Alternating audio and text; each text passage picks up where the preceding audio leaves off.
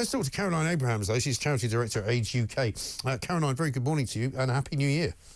And to you, Mike. Thanks for joining us.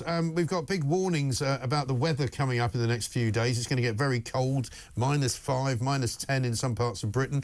Not a great time to be not in receipt of the winter fuel allowance if you happen to be a pensioner. And we know an awful lot of pensioners are going to be very, very cold in the next few days. Well, we hope they won't be that cold, because we hope they will run their heating and they'll worry about their health now and think about paying their bills a bit later. And there is help available to people. If you are someone who's struggling with your bills, worried about running the heating, then please do get in touch with your energy company, who is under a duty to help you, or there may be help available from your local council. Or please, by all means, ring Age UK and we can check that you are at least receiving all the financial support that you're entitled to.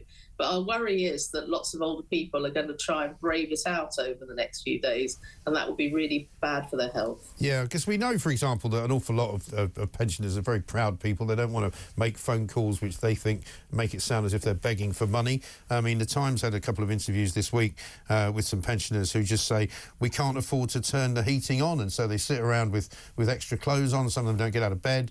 You know, I mean, some of them may know that there's help available, but some of them may not want to ask for it. Yeah, I think that's fair. But the problem is that, while those strategies may be okay when the temperature is above freezing, once it gets as cold as it is today, and it's going to be over the next few days in most parts of the country, even where I am here in London, there's a really hard frost. That's not going to be good enough to keep you fit and well, particularly if you've got an underlying health condition. You do need to look after yourself, and that does mean staying warm. Exactly right. And this is just the beginning, really, isn't it, of winter? Because everybody assumes, you know, we're into January, it's the new year, don't know, you know, nights are getting shorter, suddenly it's going to be spring. We've got another good 2 months of this, really. Yeah, winter is just beginning, and lots of older people contacted Age UK over the autumn saying they were worried about this moment when winter really hit and whether they would be able to run the heating or not. But as I say, our advice is please put your health first, and let's see what more help we can get you, you know, to help pay those horrible bills. Yeah, I mean, I know you guys quite often talk to governments and things about what they are planning to do.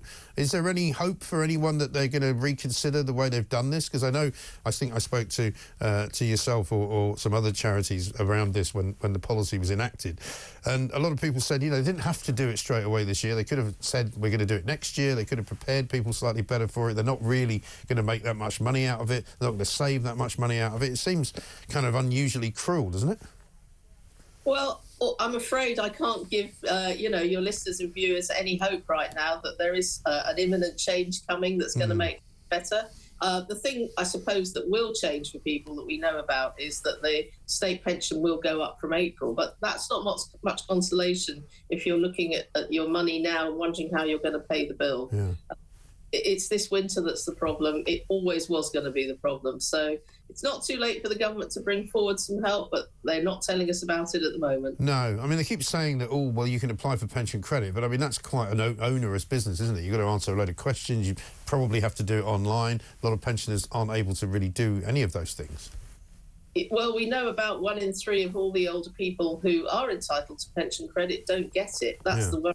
So that means there are lots of older, millions literally of older, certainly hundreds of thousands of older people in our country who are on a very, very low income, who really are entitled to that money. They don't receive it. So you have to wonder how they're managing, not just with their fuel bills, but with everything else. Yeah, exactly right. It's shocking, really, isn't it? Caroline, good to talk to you. Thanks very much indeed. Caroline Abrahams, their Charity Director at Age UK. Still, Keir Starmer's OK, though, because he's in Madeira, where it's nice and warm, where you can jump the queue, get on a toboggan and just enjoy himself and kick back for a while because he deserves another foreign trip, doesn't he? He hasn't had many.